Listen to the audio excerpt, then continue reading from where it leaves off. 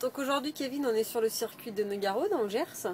J'aimerais que tu nous parles un peu de ce circuit. Bon, d'abord peut-être tes impressions, si tu as des souvenirs aussi, si tu as des faits marquants à nous raconter. Et puis après, éventuellement peut-être donner des conseils aux personnes qui vont te suivre, tes fans, la personne aujourd'hui qui regarde la vidéo. Donc peut-être commencer par tes impressions.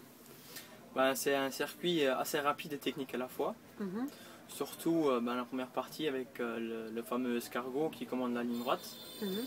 une grande ligne droite même. Et puis donc après la deuxième partie avec l'ancienne ligne droite des stands qui est aussi assez technique. Oui. Et ça, c'est un circuit que tu aimes bien? Moi je l'aime bien, c'est pas mon circuit préféré mais je l'aime bien quand même. D'accord.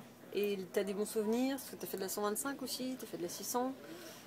Bah, en 600 c'était une bonne course Mhm. aussi. Par contre ma meilleure course c'était en 125, j'ai fait podium, j'ai fini troisième. Ah, parfait. Donc ça reste un bon souvenir.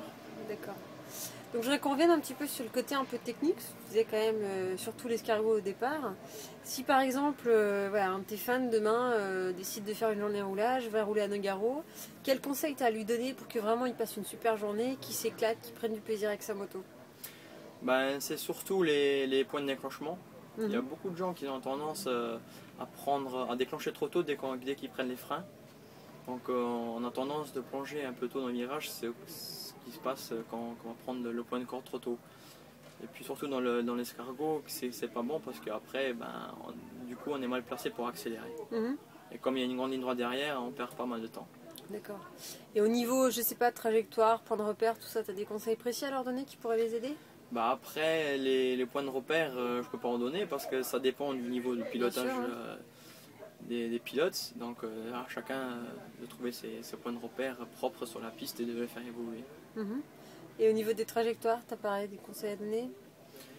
Bah, les trajectoires, ça, faudrait que je sois avec pour vraiment bien le faire. Mais sinon, les trajectoires, c'est de l'extérieur à l'intérieur vers le point de corde.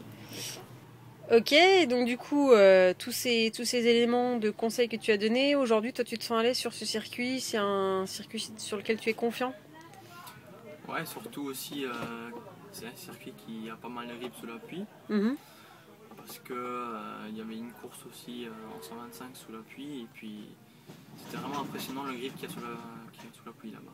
D'accord. Bon, tu vas quand même pas conseiller à tes fans d'aller se faire mouiller pour avoir beaucoup de grippe. Non, peut-être pas tout de suite, mais bon, après, si jamais il roule sous la pluie, faut pas avoir peur, comme ça tient bien. D'accord. Eh ben, écoute, merci Kevin, et puis rendez-vous au prochain circuit.